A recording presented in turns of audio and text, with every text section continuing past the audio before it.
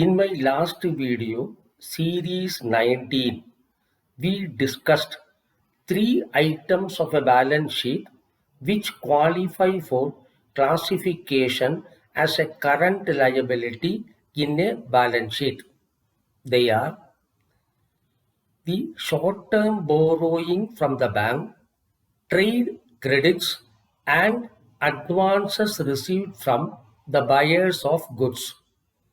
Today, why this video series 20, let us understand four more such items of a balance sheet which can be classified as a current liability.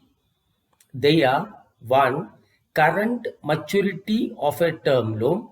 2. Sundry credits. 3.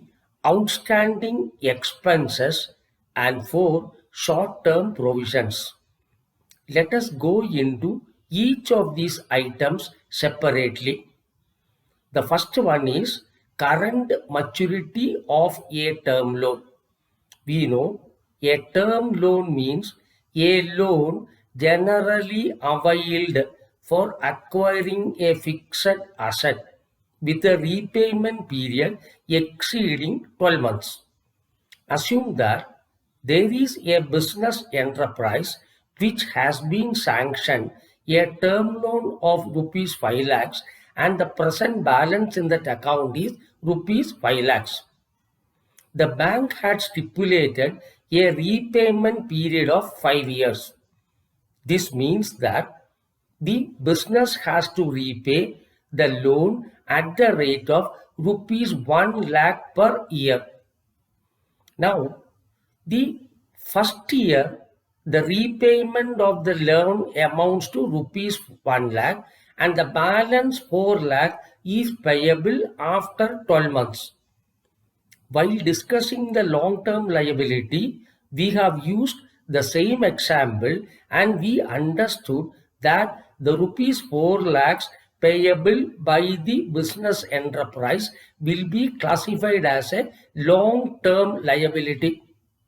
Now, since the amount of rupees 1 lakh is to be paid within a period of 12 months from the date of balance sheet, it will be classified as a current liability. This is known as current maturity of a term loan. Now, let us now move on to sundry credits. To understand this concept, we need to understand the basic difference between a trade credit and a sundry credit. Let us use an example to get a clarification on this. Suppose there is a retail medical store which purchases the medicines from a wholesaler. The wholesaler permits 1 month time to the retailer to make payment for the goods purchased. The retail medical shop is trading in the medicines. So the amount payable by the retail medical shop to the wholesaler is known as trade credit. It could also be possible that the retail medical store is getting its invoice book printed by a printing unit. The printing unit is giving 2 months time to the retail medical shop to make payment. As this is not related to the actual trade of goods, the amount payable by the retail medical store to the printing unit will be classified as sundry credits, provided the same is to be paid within a period of 12 months from the date of balance sheet. Now let us go to the third item, outstanding expenses. There is a concept in accountancy called matching concept. The matching concept states that the period for which the income of a business enterprise is taken, then the period for which the expenses are taken should match with the period for which the income is taken. Which means, in case of a business enterprise, if the income is taken for the period from 1st of April to 31st of March next year, any expenses payable should also tally with the same period of 1st of April to 31st of March. Sometimes a business enterprise pays the salary on the 5th of every month. In this case, the salary payable for the month of March will be paid on the 5th of April.